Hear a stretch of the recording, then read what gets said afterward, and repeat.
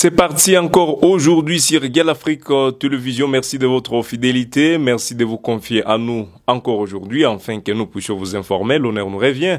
Mesdames et messieurs, vous nous suivez de partout. On ne citera pas les noms. Vous êtes des milliers de Congolais. Vous nous suivez depuis la diaspora, mais également d'autres réseaux à l'intérieur du pays. Nous vous disons merci de votre fidélité. Aujourd'hui, on y revient encore pour décrypter ensemble avec vous, pour que nous puissions analyser ensemble avec vous, également pour que nous puissions commenter ce nouveau sujet qui fait des bruits sur la toile, qui fait parler de lui sur la toile. Cette nouvelle actualité aujourd'hui qu'on en parle de Joseph Kabila, qui depuis un certain temps a décidé de briser les silences et aujourd'hui qui revient encore sur la scène politique. Lui qui a refusé de se manifester parmi les opposants qui ont postulé en 2023. Aujourd'hui, nous voyons plutôt son grand retour dans la scène politique où il y a des sorties médiatiques, il y a des réactions, il y a des consultations, notamment qu'il a fait dans l'est du pays. Et la plus grande question qu'on se pose aujourd'hui, qu'est-ce que Kabila cherche? Quelles sont les intentions de Kabila aujourd'hui? Nous allons essayer un peu d'analyser vis-à-vis de ces sorties médiatiques, vis-à-vis de cette situation sécuritaire actuelle du pays, vis-à-vis de cette nouvelle situation politique en République démocratique du Congo, et ensemble avec vous pendant 7 ans qui nous a été confié par Gale Afrique Télévision, on saura exactement par où on peut s'épancher. Est-ce que le poursuite contre Kabila, on peut parler de la politisation des enjeux au pays, ou bien on peut parler que des poursuites pires et simples. Parce que selon le gouvernement congolais, il y a des faits réels qui existent, mais jusqu'à présent, de son côté, Joseph Kabila qui continue à nier les implications qui lui sont reprochées ou les charges qui lui sont reprochées, notamment les soutiens au mouvement AFC M23 qui occupe notamment aujourd'hui de plus grandes villes dans l'est du pays et plusieurs autres agglomérations. Il y a notamment des tortures également parmi les charges qu'on retient contre Kabila à la cour à la haute cour militaire à Kinshasa, bien que les procès n'est pas encore à sa fin, mais vous avez entendu l'auditeur supérieur de la République, des FRDC, on peut le dire ainsi, qui a réagi et qui a proposé plusieurs pistes contre Joseph Kabila. C'est-à-dire, il y a plusieurs greffes aujourd'hui sur sa personne. Et on essaiera un peu de voir Joseph Kabila, lui qui a pu diriger la République démocratique du Congo durant 18 ans, est-ce qu'il était complice de ce qui se faisait, pendant que lui manifeste tout droit qu'il était contre tout ce qui se faisait au pays? Est-il vrai que Joseph Kabila serait derrière le M23? Est-il vrai qu'il est le patron de l'AFC M23 en tant que journaliste? On essaiera juste d'analyser avec vous ou d'aller plus loin que ça, d'essayer un peu de commenter cette actualité, parce qu'il a fait une autre sortie médiatique chez Jeune Afrique où il a fait une tribune. On essaiera un peu de décrypter ensemble avec vous qu'est-ce que Joseph Kabila a dit vis-à-vis des enjeux actuels du pays. Depuis plusieurs temps, depuis qu'il est parti, il a fait plus de 5 ans en silence et aujourd'hui ça va faire maintenant à peu près 3 à 2 ans d'exil. Et qu'est-ce qu'on est censé comprendre? Pourquoi est-ce que Joseph Kabila a brisé le silence? Pourquoi est-ce que Joseph Kabila a décidé aujourd'hui de revenir sur la scène politique? C'est-à-dire, Tokoyeba Elongo na bino bomi disponibilisé ko landa Gale Afrique Télévision. Et on a eu à préparer quelques synthèses là-dessus. On a eu à préparer quelque chose. Nous allons d'abord prendre cet article qui concerne la sortie médiatique de Joseph Kabila. Et puis on reviendra tout justement sur les enjeux, que ce soit sécuritaire, politique, et analyser également, faire des synthèses sur ce qu'on pense vis-à-vis de ce qui se passe, vis-à-vis de ce que réalise Joseph Kabila. Personne peut ignorer aujourd'hui que Joseph Kabila a fait que Félix Tshisekedi soit là, dans le sens où l'organisation des élections, déroulement des votes, des élections, passation de pouvoir. On peut le dire ainsi que c'est Joseph Kabila qui a cédé la place à Félix Tshisekedi. Bien qu'il y a d'autres réalités aujourd'hui qui restent floues concernant les élections en 2018, qui n'ont jamais été dévoilés, mais aujourd'hui, tout ce qui nous concerne, c'est l'état actuel du pays. Cette crise entre les acteurs politiques du pays, il y a certaines personnes qui disent ainsi, d'autres voient leurs intérêts privés, mais aujourd'hui, l'Est du pays est en train de brûler. Qu'est-ce que ces personnes pensent? Que ce soit Joseph Kabila, quelles sont ses pensées? Que ce soit Félix Tshisekedi, quelles sont ses pensées? Martin Fayoulou, quelles sont ses pensées? Delis Sesanga, Moïse Katumbi. Est-ce que le fait aujourd'hui que ces gens essayent un peu, certains d'entre eux, je prends l'exemple de Martin Fayoulou, essayent un peu de s'opposer à certaines actions que pose le président de la République? Est-ce que cela fait de lui aujourd'hui l'ennemi du président Tshisekedi? On a entendu que tout le monde a été convié à une conférence en Afrique du Sud, mais Martin Fayoulou n'a pas admis qu'il pourrait se rendre en Afrique du Sud. Pourquoi? Lui n'a pas vu les intérêts de la République dans cette conférence, selon lui. L'ancien président congolais Joseph Kabila dénonce avec vigueur l'instrumentalisation de la justice, la perquisition politique et les menaces pesant sur la réconciliation nationale. Il s'est exprimé dans une tribune envoyée le 1er septembre à Jeune Afrique. Joseph Kabila réagit ainsi face aux poursuites lancées contre lui par la justice militaire de la RDC. Il est accusé de trahison, crimes de guerre, meurtre, viol, torture, soutien à des insurrections armées et complicité avec l'AFC M23. Ce sont les griefs, les charges qui sont retenues aujourd'hui contre Joseph Kabila par le gouvernement congolais exactement. Pour lui, il s'agit d'un faux procès et tenté contre lui après que le Sénat avait illégalement et en violation de la Constitution levé ses immunités d'ancien président et des sénateurs à vie en mai dernier. Ces accusations mensongères et politiquement motivées ont été orchestrées par un pouvoir désespéré et incapable d'assumer la responsabilité de ses propres échecs. A-t-il martelé, dénonça une stratégie pour faire taire l'opposition en RDC. À cet effet, il a évoqué des fausses accusations de trahison, ne servant qu'à détourner l'attention, voulais-je dire, de nombreux cas de corruption, de mauvaise gouvernance, de tribalisme, ainsi que népotisme. Ça, c'est selon Joseph Kabila. Oui, Azali commis défendre ces Jeune Afrique vis-à-vis de ces chefs d'accusation qui sont portés à sa personne. Concernant le dialogue national, concernant la paix, Joseph Kabila juge insuffisant l'accord récent avec le Rwanda, notant que l'effusion des sangs se poursuit avec des groupes armés comme les EDF, les FDLR et les Codeco, alimentés en armes par le gouvernement. Je répète ceci. Concernant le dialogue national, Joseph Kabila a dit ceci. Joseph Kabila juge insuffisant l'accord avec le Rwanda, notant que l'effusion de ça se poursuit avec des groupes armés comme les EDF, les FDLR, les Codeco, alimentés par le gouvernement congolais. Nous allons noter. Joseph Kabila dit, l'effusion de ça se fait avec les ADF, on note les ADF, on note les Codeco,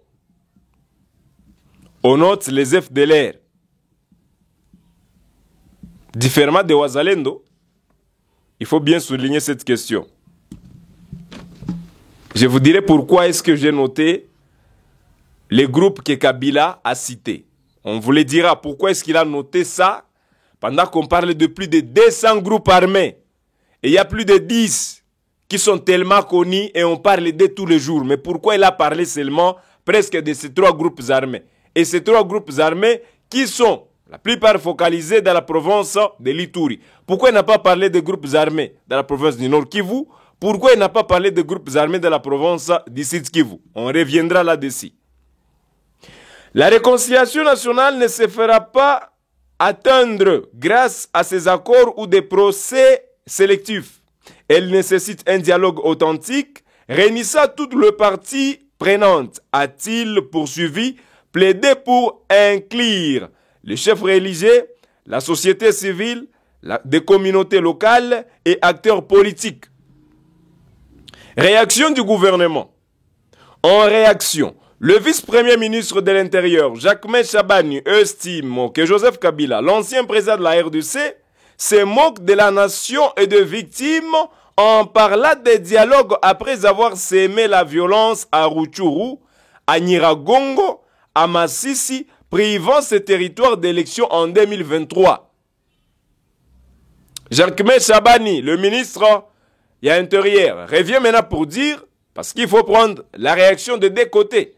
Si on a écouté au mot Joseph Kabila, il faut aussi écouter de la part de la République démocratique du Congo, où le ministère intérieur et lobby que si les élections n'ont pas été organisées en 2023 à Rutshuru, à Nyiragongo et à Masisi, où la Cour constitutionnelle a été obligée de reconduire les élus de ces trois territoires, c'était faute à Joseph Kabila, parce que c'est lui qui aurait privé l'élection dans cette partie. Et lorsque le ministre de l'Intérieur signifie cela, c'est-à-dire, il déclare encore une fois de plus que Joseph Kabila serait derrière la rébellion de l'AFC M23. Parce que lorsqu'on dit privé, c'est le M23 qui occupait depuis ce temps Masisi, Nyiragongo et Rutshuru. Nous partons que dans des analyses pires et simples, des faits réels que aujourd'hui la République démocratique présente, mais également ce que Joseph Kabila, qu'on accuse aujourd'hui d'être derrière l'AFC M23, est en train de présenter. C'est-à-dire on ira deux points d'un côté à un autre côté. Sortie médiatique du gouvernement, sortie médiatique de Joseph Kabila. On n'essaiera que de comparer. Et c'est sur base de ça que vous pourriez tirer des conclusions. Quelqu'un est en train de me regarder, il me dira peut-être, yo, vous êtes journaliste, nini. Vous évitez que Joseph Kabila Razara Sima. Allô dans les faits. Allô dans les faits. Personne ne peut soutenir aussi une personne mutuaz koki jamais ko soutenir mutu oyo azo sala ki makila ya ba congolais etanga. Même moi, même vous, personne est content de ce que les EDF sont en train de faire à Beni. Même vous, même moi, personne n'est content de ce que la Codeco est en train de faire. Même vous, même moi, personne n'est content de la fermeture des banques à Goma. Personne. Personne n'est content de ces atrocités qui se déroulent dans l'est du pays. Personne n'est content. Et s'il faudrait condamner les acteurs principaux, il faut les condamner. Personne n'est content. Mais on essaiera que d'analyser sur les enjeux majeurs et politiques de notre nation. Mais exactement ce qui se passe. Tout le oubliez pas que Joseph Kabila a dirigé la RDC pendant 18 ans, à peu près 18 ans. Si aujourd'hui il est espion, pendant les 18 ans il était qui? C'est ce qu'on ira un peu découvrir. Vous ne pouvez pas revendiquer un dialogue en prenant les armes, causant de milliers de morts et de déplacés, et de millions de déplacés, des Congolais autour de Goma, dans des conditions inhumaines. A-t-il déclaré le ministre de l'Intérieur de la RDC, Jacquemain Chabani. Maintenant, on revient ici sur les enjeux. Vous avez entendu ce que Kabila a dit, que tout ce qu'on est en train de faire à son égard est Zalukuta. Kabila a déclaré, Joseph Kabila a déclaré à Jeune Afrique, dans une tribune à Jeune Afrique, que tout ce que Kinshasa est en train de fabriquer, ce n'est que la politisation de la justice et une manière de vouloir couvrir les détournements et l'incapacité du régime actuel. C'est-à-dire les poursuites qu'on fait, selon lui, selon Joseph Kabila, les poursuites qui sont faites aujourd'hui contre lui, bah poursuite contre Joseph Kabila, Kabila justifie ça dans le sens que c'est l'incapacité de vouloir arranger les choses qui fait aujourd'hui que le régime se tourne contre lui. Ça, c'est selon Joseph Kabila. Mais le gouvernement congolais se pose exactement d'autres questions. Notamment, quelle serait la motivation de Joseph Kabila à Goma pendant ce temps? Il est arrivé à Goma pour mener des consultations. Ce sont que des questions qui restent en suspense. La deuxième question, pourquoi est-ce qu'il a choisi ce moment pour sortir du silence pendant qu'il a fait plus de 5 ans, il ne parle pas? Et là où revient maintenant le problème aujourd'hui. Kabila a dirigé le pays, dira 18 ans. 18 ans, Kabila était président de ce pays. Aujourd'hui, il est traité par le même pays qu'il a dirigé d'espion. Aujourd'hui, il est traité de ce même pays qu'il a dirigé, qu'il a orchestré des tortures, qu'il a orchestré des viols, qu'il a orchestré des massacres, qu'il a soutenu des groupes armés. Aujourd'hui, c'est le chef d'accusation de Joseph Kabila à la justice. Mais là, il y a lieu de se poser la question aujourd'hui. Hier, c'était l'UDPS qui était dans l'opposition.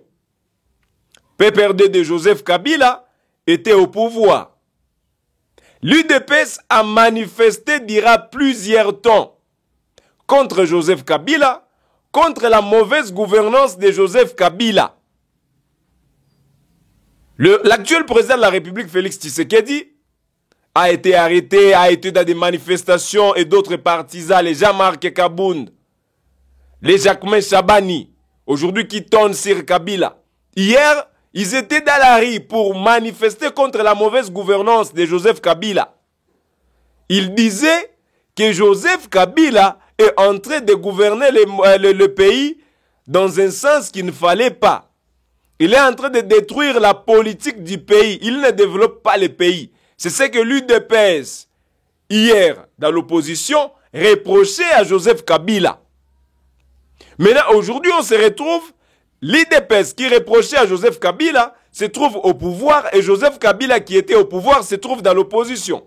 Ce que l'UDPS revendiquait auprès de Kabila, c'est ce que Kabila aujourd'hui revendique près de l'UDPS. Notamment la mauvaise gouvernance, notamment la politisation de la justice, notamment la destruction du pays. C'est-à-dire, et si comment la bango G, yakosala, que ceux qui baoyo ba kei, ba mosusu ba kozonga, on va se reprocher les mêmes choses. Maintenant, la plus grande question. Dira les 18 ans de Joseph Kabila. Donc, rien n'a changé. Ce qui est dans le contexte actuel. Rien n'a changé, Joseph Kabila n'a rien bâti et il a fait perdre le temps des Congolais pour rien. Aujourd'hui, l'UDPS est au pouvoir. Le président Tshisekedi aura peut-être 10 ans, comme prévu par la Constitution. C'est-à-dire, si c'est les mêmes accusations aujourd'hui qu'on retient contre le président Tshisekedi, on dira demain ou après-demain que Félix Tshisekedi a fait perdre aux Congolais aussi 10 ans. Maintenant, dis-moi, à peu près 20 à 30 ans. Perdu dans la nature comme ça. Dira ce temps, 30 ans après, 30 ans avant, on revient. L'Afrique du Sud n'était pas comme ça. Namibie n'était pas comme ça. Qatar, Doha, Biska, Bozo, Kendegosala, ba négociation. Ce n'était pas comme ça. Angola, il y a 30 ans passé, il n'avait même pas encore l'indépendance. Tanzanie, 30 ans passé, n'était pas à ce niveau. Kampala, 30 ans passé, n'était pas à ce niveau. Mais Bisso, 30 ans passé, aujourd'hui, c'est presque la même chose. Rien n'a changé. Et il y a lieu de se poser une question. Pourquoi c'est là? Pourquoi les choses ne changent pas?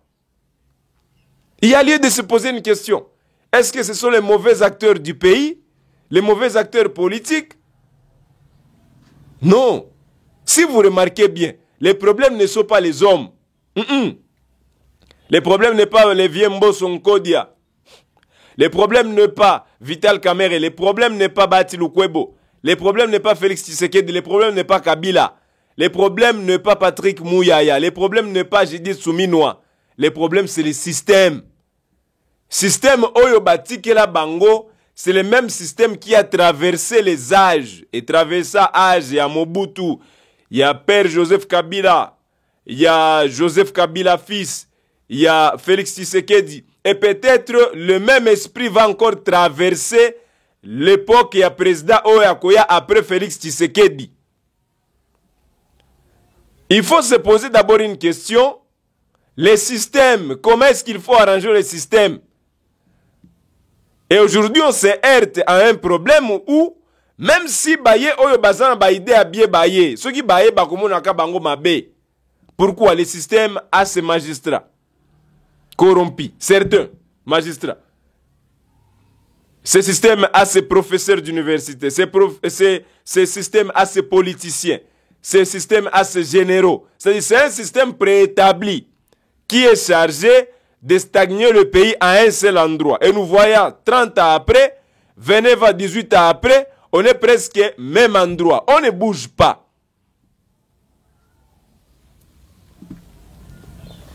Joseph Kabila avertit le président Tshisekedi que ce qu'il est en train de faire le regrettera tôt ou tard. Et tout ce qui se passe au pays, selon Joseph Kabila, ça reviendra à la charge du président Tshisekedi et il le payera cher. Maintenant, Kofundana, ça reste maintenant un débat. Comment est-ce que la scène politique au niveau international nous verra lorsque, au lieu d'avoir d'abord des solutions au niveau local, c'est-à-dire au niveau de chez nous ici, normalement cette différence ne devrait pas exister. Normalement. C'est quoi l'intérêt des uns aux autres lorsque la guerre reste active dans l'est du pays? À qui profite le massacre à Beni? À qui profitent les atrocités dans l'est du pays? À qui profitent ces combats dans l'est du pays? Il y a lieu de se poser une question. Pourquoi aujourd'hui il n'y a pas la bonne volonté des acteurs pour mettre fin à ces atrocités? Pourquoi seulement en RDC, lorsqu'il faut régler les comptes entre les politiciens, les uns pensent toujours au recours des armes? Pourquoi? Parce que c'est un système préétabli. Compliqué. C'est un système. C'est un système. Jamais. Alors il faut d'abord briser ce système-là. Lorsque Kabila promet à Tshisekedi que tout ce qu'il est en train de faire, il le paiera cher et ce sera sa responsabilité. Ça veut dire quoi? Et ça va menace, et ça va retour, et ça va frappe, mais entre-temps, ne l'ignorez pas. Il y a plusieurs généraux aujourd'hui à l'arrêt. Donc Joseph Kabila ne laisse pas dénoncer. Il dénonce toujours. Lorsque Joseph Kabila parle des arrestations des généraux, il les parle avec toute la dernière énergie. Il dit, vous allez vous souvenir que depuis un certain temps, on a commencé à arrêter des généraux pour rien. C'est quoi l'intérêt de Joseph Kabila à parler pour les généraux? On parle de massacre. Combien de fois il s'est levé? Il s'est levé pour parler de massacre. Mais la question, lorsqu'on parle de la question des généraux, on lui voit tellement actif. Est-ce qu'il est démotivé lorsqu'il voit, on ferme les généraux, on arrête les généraux? Est-ce qu'il a quelques intérêts cachés derrière l'arrestation des généraux? Ce n'est que des questions qu'on essaie un peu de se poser. Vous avez le droit de tirer la conclusion. Une menace venant de Joseph Kabila, avertissant Tshisekedi dans ses démarches qu'il les paiera tôt ou tard. Il les paiera cher. Lorsqu'il dit ça, il fait allusion à quoi? Vous pouvez également analyser. Alors prenons synthèse des enjeux perspectives. Politisation de la justice, c'est une question. J'ai noté quelque chose. L'opposition considère ces poursuites comme une stratégie politique visant à neutraliser Joseph Kabila, figure d'opposition crédible. Impact sur les négociations de paix. L'affaire risque de compromettre les perspectives d'un dialogue élargi avec le groupement rebelle, y compris ceux qui c'est animé par Joseph Kabila, accusé par Kinshasa. symbole d'un lutte politique plus vaste. Cette affaire cristallise les tensions entre le pouvoir actuel et les forces loyales à Joseph Kabila dans un climat de rivalité persistante. J'ai noté quelque chose. 4 étapes judiciaires à venir. Oyo, tozali kozela mukolo bako condamner Joseph Kabila. Verdict na ye kobima. Maintenant, la plus grande question qu'on est en train de se poser. Ça peut être bien bon politique de poursuivre Kabila. Ça peut être bien bon de l'arrêter. S'il s'avérait vrai qu'il est derrière ces histoires, personne ne peut parler pour lui. Les fameux Mutambola vit aux arrêts parce qu'il aurait eu l'intention de détourner l'argent à l'État. Mais il est aux arrêts aujourd'hui. Il est là-bas, aux arrêts. Maintenant, la question qui nous revient aujourd'hui, c'est que lorsqu'on aura dialogue national, parce que le président de la République a répondu positivement à cette question. Il souhaite le dialogue, mais il ne le fera pas avec des personnes qui ont l'intention de martyriser la nation congolaise. Il ne le fera pas avec des personnes qui ont l'intention de servir les ennemis du pays. Après la condamnation de Kabila, dialogue national, ça se fera avec ou sans Kabila. Il y a une question. Les analystes, aidez-nous à analyser cette question.